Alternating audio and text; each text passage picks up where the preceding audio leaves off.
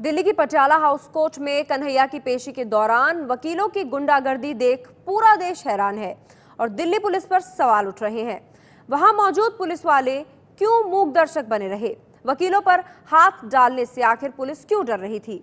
ABP news ने इस बारे में बात की पूर्व आईपीएस और बीजेपी नेता किरण बेदी से, जिन्होंने 1988 में दिल्ली के वकीलों पर लाठीचार्ज करवाया था और इसके बाद उन्हें खुद 9 साल तक कोर्ट के चक्कर काटने पड़े। जेएनयू में एक घटना हुई और उस घटना से अगली घटनाओं के तार जोड़ते चले गए और ये घटनाक्रम यहां तक बढ़ा कि इसमें वकील भी शामिल हो गए और वकीलों ने न केवल मीडिया कर्मियों के साथ मारपीट की, बल्कि जेएनयू में देशद्रोह के मुकदमे का सामना कर रहे कन्हैया के साथ भी मारपीट की। हमारे साथ किरण बेदी हैं। उन्होंने तकरीबन 1990 के आसपास वकीलों से कहना चाहिए पंगा लिया था और उसके काफी दुष्परिणाम भी हुए थे, क्योंकि कोई भी वकील किरण बेदी का केस लड़ने तक के लिए कोर्ट में नहीं आया था। किरण जी, आपके साथ आपने जब यहाँ पर तैनात थी दिल्ली में, आपने जबरदस्त लाठीचार्ज किया था एक घटना के बाद वकीलों पर, और उसके बाद से कुछ ऐसा हो गया है कि दिल्ली में वकीलों के खिलाफ पुलिस कार्रवाई नहीं करती है। अगर वकील अन्याय कर रहे होते हैं तो अभी मूक दर्शक बनकर देखती रहती है। नहीं, ऐसा नहीं है कि देखती रहती है। अरेस्ट का हमेशा समय होता है, समझ होती है, सबूत होते हैं, और ये सिर्फ दिल्ली पुलिस के लिए नहीं है, क्योंकि लॉयर्स स्ट्राइक पे जाते हैं, एजिटेशन करते हैं। तमिलनाडु में भी हुआ, राजस्थान में भी हुआ, उत्तर प्रदेश में भी खूब हुआ। सो ये जो लीगल कम्युनिटी है अपने राइट्स के लिए, अपने इश्यूज के लिए आवाज रेज करती रहती है अपने तरीके से, और कहीं लॉ एंड ऑर्डर इशू भी बनते रहे। सो पुलिसिंग का जो गिरफ्तारी है, ये साइंस नहीं है, ये मैथमेटिक्स नहीं है। ये एक सिचुएशन ऐसी होती है जिसमें समझदारी का इस्तेमाल भी करना पड़ता है, और आपको बहुत सारी सिचुएशन को देख के गिरफ्तारी करनी पड़ती है। गिरफ्तारी ये नहीं है तुमने ये किया, ऐसा भी होता है कि एकदम में पकड़ लिया, और एक होता है ठीक है मैं 2 दिन बाद देखूंगा, समन करूंगा। सो ये ऑफिसर जो मौके पे होता है, समझ और बुजदिली में एक सिक्के के 2 हिस्से होते हैं। या आप उसको बुजदिली कह दें या उसको समझ कह दें। सो मैं समझती हूँ ये तकरीबन जो मैच्योर्ड सीनियर पुलिस ऑफिसर होते हैं वो ज्यादा ऐसे, जैसे लेबर यूनियन है या ऐसी यूनियन है, तो कोई भी ऐसी यूनियन खास, और ये भी आफ्टर ऑल एडवोकेट्स भी एक यूनियन है, वो एक आदमी को अलग कभी नहीं होने देगी, वो एक आदमी को गिरफ्तार कभी नहीं होने देगी, सारी आसपास मिल जाएंगे। सो आपको जब आप गिरफ्तारी करते हैं और उसके लिए फोर्स भी यूज करते हैं, जैसे आप फोर्स यूज करेंगे सारे के सारे आपको कंट्रोल, क्योंकि ये यूनियन है। सो जब आप पुलिसिंग में किसी यूनियन से डील करें तो आपको बहुत समझदारी से डील करना पड़ता है, ताकि एक लॉ एंड ऑर्डर प्रॉब्लम और ना खड़ी हो जाए। लेकिन जिस वक्त घटना हो रही हो और उस वक्त अगर पुलिस वहां पर रोकने की कोशिश करे तो शायद ये कोई भी घटना बड़ा स्वरूप लेने से उसको रोका जा सकता है। जैसा कि पटियाला हाउस कोर्ट में हमने देखा कि पत्रकारों के साथ मारपीट हो रही थी, जेएनयू के छात्रों के साथ मारपीट हो रही थी, लेकिन पुलिस ने वहां पर रोकने की कोशिश नहीं की। अगर वहां रोकते तो शायद इतना बड़ा बवाल नहीं होता। कंटेनमेंट करना भी रोकना होता है। जब आप एक चीज को कंटेन कर लें, सीमित कर लें, तो ये रोक नहीं है। लेकिन अगर आप उसी वक्त, ये सिचुएशन के ऊपर डिपेंड करता है, मैं किसी को डिफेंड नहीं कर रही, मैं एक सिचुएशन को सिर्फ एनालाइज कर रही हूं कि जब आप उसी वक्त पढ़ने लगते हैं तो फिर बहुत मार पुटाई और बहुत ज्यादा एक चीज आउट ऑफ कंट्रोल भी हो सकती है। सो आपको उस वक्त पुलिस ऑफिसर को यह देखना है कि मैं इसको सीमित करूं कि इसको गिरफ्तारियां करूं, क्योंकि गिरफ्तारी के लिए आपको फोर्स यूज करना है। तो जब आप फोर्स यूज करेंगे तो वो तो आपको सरेंडर थोड़ी करेंगे, हाँ जाइए इसको ले जाइए, वो भी आपको रेजिस्ट करेंगे। सो रेजिस्टेंस से मार कुटाई और होगी, उसमें लोगों को और भी चोट आएगी, प्रॉपर्टी का भी नुकसान होगा, लाइफ का भी होगा। तो ये सीनियर ऑफिसर्स को जो मौके पे होते हैं उनको ये डिफिकल्ट डिसीजन लेनी पड़ती है। जब आप यहाँ पर तैनात थे उस समय जब हुआ था तो वकीलों ने जबरदस्त विरोध प्रदर्शन किया था, तो उस समय आपको क्या लगता है कहाँ भूल हुई थी?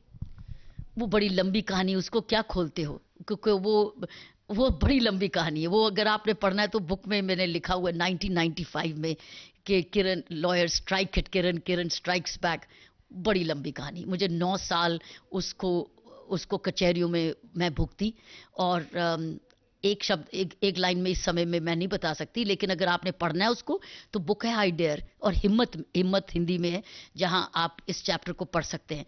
लेकिन वो भी सिचुएशन ऐसी हुई थी जब मैं कमरे में बंद कर दी गई थी, और सो इसलिए लंबी, वो हर एक का सेकंड व्यू होना चाहिए, क्योंकि वो आपके पास वकील नहीं है, वो अपना दूसरा पक्ष नहीं दे सकते, तो मैं अपना पक्ष जरूरी नहीं दूं।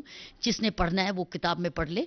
लेकिन मैंने आपको बताया है कि जिस वक्त कोई गिरफ्तारी करते हो तब फोर्स तो यूज होता है, और फोर्स में चोटें जरूर लगती हैं, और जब चोटें लगती हैं तो फिर पुलिस अकेली पड़ जाती है। जुडिशियल इंक्वायरी पुलिस की होती है और किसी की नहीं होती, तो पुलिस ऑफिसर्स फिर अकेले पड़ते हैं और फिर वो भुगते रहते हैं, जैसे मैं भुगती रही 9 साल। क्या आपको लगता है कि ये जो जेएनयू में जो कुछ हुआ उसकी वजह से देश में एक बौखलाहट है, लोगों में रोष है, और उसी का नतीजा था पटियाला हाउस कोर्ट में जो घटना हुई? बहुत चीज स्पिल ओवर हुई। पहले हाँ, जेएनयू से स्पिल ओवर होके नेचुरली कचहरी में आना था, क्योंकि एक व्यक्ति को गिरफ्तार कर लिया गया था, और उसमें फिर वकील भी थे, जर्नलिस्ट भी थे, और जेएनयू के स्टूडेंट्स भी थे। कौन किसको क्या कर रहा है भगवान जाने, ये तो मीडिया के एनालिसिस ही बताएगा। लेकिन ये जब आप ये तीनों चीजें मिक्स हो जाती हैं तो ये जो सिचुएशन हुई है ये होती है। देश हित और देशद्रोह के बीच एक लक्ष्मण रेखा होनी चाहिए, और अभिव्यक्ति की आजादी के दौरान उसको नहीं लांघना चाहिए। लक्ष्मण रेखा तो इंडियन कॉन्स्टिट्यूशन में ही है। अगर right to freedom of speech है तो साथ ही उस पे साथ रीजनेबल रिस्ट्रिक्शंस भी हैं। हेट स्पीच नहीं कर सकते, ऐसी स्पीच नहीं दे सकते जो देश के खिलाफ हो। मतलब टेररिस्ट को, अगर आप टेररिस्ट को आरती कर रहे हैं या टेररिस्ट को कह रहे हैं कि घर घर में अब निकलेगा अफजल, तो नेचुरली जब आप टेररिज्म जो कि देश के खिलाफ हो रहा है, मालूम नहीं किस आतंक, अगर आप आतंकवाद को बढ़ावा दे रहे हैं इस तरीके से, तो वो तो उस सीमा में आ जाएगा। लेकिन सवाल उठता है, ये मेरी सोच है, ये आपकी सोच है। फाइनली इसकी जज जो, अगर ये है सिडिशियस है या इसमें रीजनेबल रिस्ट्रिक्शन होनी चाहिए थी, फाइनल जज इसका कचहरी ही होता है, और यहां तक कचहरी से करते करते सुप्रीम कोर्ट तक बात पहुंचती है। तो इसलिए जब पुलिस तफ्तीश करती है तो वो ऐसे सबूत इकट्ठे करती है जो वो सोचती है कि ये देशविद्रोही है। लेकिन वाकई में देशविद्रोही है कि नहीं, ये जज पुलिसिंग नहीं करती। पुलिस जब चालान करती है, चार्ज कोर्ट लगाता है, सजा कोर्ट देती है। सो पुलिस सबूत इकट्ठे करती है, जो इस वक्त पुलिस ने कन्हैया और दूसरों के खिलाफ सबूत इकट्ठे कर रही है, और सबूत करके कोर्ट उसको माने या ना माने वो बात की बात है। लेकिन सबूतों के बिना पुलिस कस्टडी नहीं मिलती। तो इसका मतलब जब कन्हैया की गिरफ्तारी हुई, तो जब पुलिस रिमांड मांगा गया, तो पुलिस रिमांड का जो सबूत है, क्यों पुलिस रिमांड मांगा गया, जैसे आज गिलानी की बेल कैंसिल नहीं मिली, उसको क्यों नहीं मिली? कोर्ट ने नहीं की, कोर्ट ने ना करी। जब कोर्ट सारे देख रहा है कि अभी तक आपके पास सबूत क्या है, जिस बेस नहीं, तो मालूम है कई बार अगर पुलिस गलती करके गिरफ्तार झूठ बोलती है, सबूत होंगे, पुलिस कोर्ट इमीडिएटली डिस्चार्ज कर देता है, कहते हैं फिट नहीं है, डिस्चार्ज्ड, गिरफ्तारी को ही कैंसिल कर देता है। सो कचहरी जो है ये फाइनल जज होती है। सो मैं समझती हूँ रीजनेबल रिस्ट्रिक्शन है, पुलिस की जिम्मेवारी है कि जब वो पुलिस रिमांड मांगे, फिर पुलिस की जिम्मेवारी है कि उसको चालान करे, फिर पुलिस की जिम्मेवारी भी है कि सही दफा लगाए। मान लीजिए 124A लगाया, जिसको सेडिशन कहते हैं, लेकिन वो नहीं बैठती तो उसको वो रिड्यूस करता है क्राइम। सो जब चालान करेंगे तो सेडिशन नहीं लगाएंगे, कुछ और लगाएंगे। जैसे सलमान खान के केस में मर्डर लग गया था एफआईआर में या दूसरे, लेकिन हायर रैश और नेग्लिजेंट में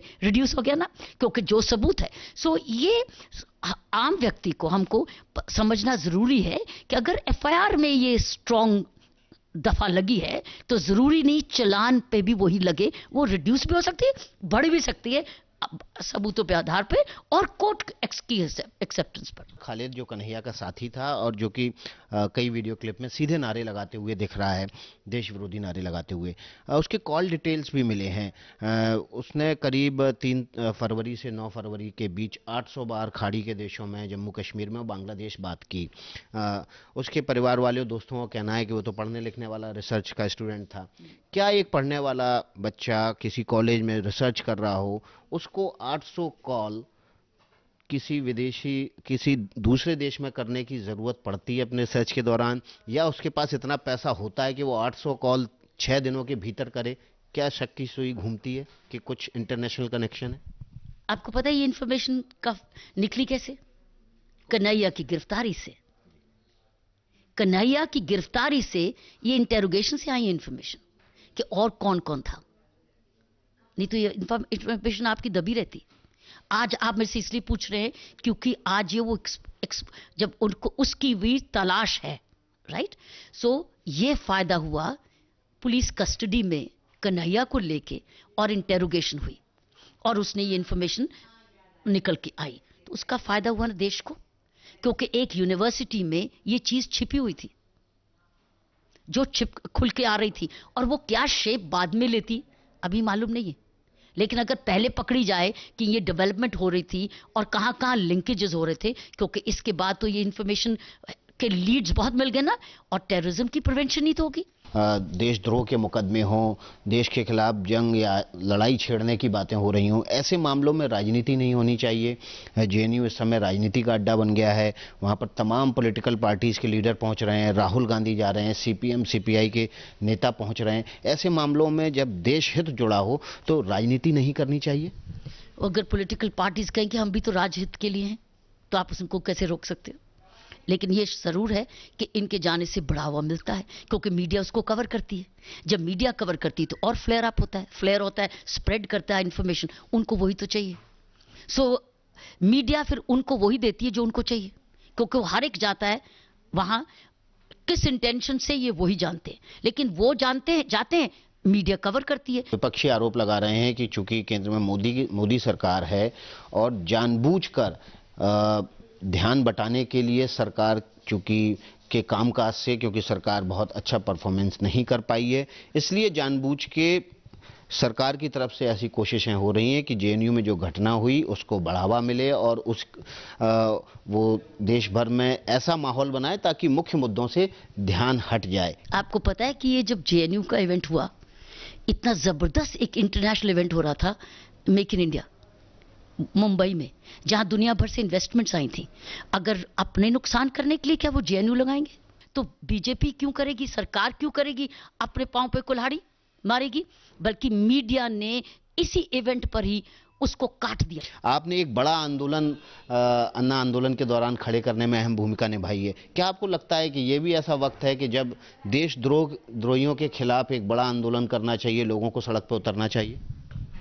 अब लोग वैसे आंदोलन में विश्वास नहीं करेंगे। जरूरत है, लेकिन लोग विश्वास नहीं करेंगे। पॉलिटिकल पार्टी बनाना गलत नहीं है, लेकिन आंदोलन को हाईजैक करना, लोगों का विश्वास गुमराह करना है। आपने जिनकी तरफ इशारा कर रहे हैं कि आंदोलन को हाईजैक किया, पॉलिटिकल पार्टी बना ली सत्ता में, आज उन्होंने एक सुबह ट्वीट किया और उन्होंने ये ट्वीट किया कि अब मोदी की सरकार है, इस सरकार में अगर कोई रेप करेगा, अगर लूट करेगा, अगर मारपीट करेगा तो वो गिरफ्तार नहीं होगा, या गिरफ्तार होगा तो रिहा भी हो जाएगा, क्योंकि वो ये कह देगा कि पाकिस्तान मुर्दाबाद के नारे लगा रहा था इसलिए हमने मारपीट की। इस देश हित के मसले पर देशद्रोही नारे लगाने वाले लोगों के खिलाफ अगर कोई माहौल बन रहा है देश में, तो क्या उसको इस तरह से डिरेल करना चाहिए? देखो, हमारे पास आजकल 3 तरीके के पॉलिटिकल लीडरशिप है। एक वो पॉलिटिकल लीडरशिप जो विजन में, जो दृष्टि है, विजन है।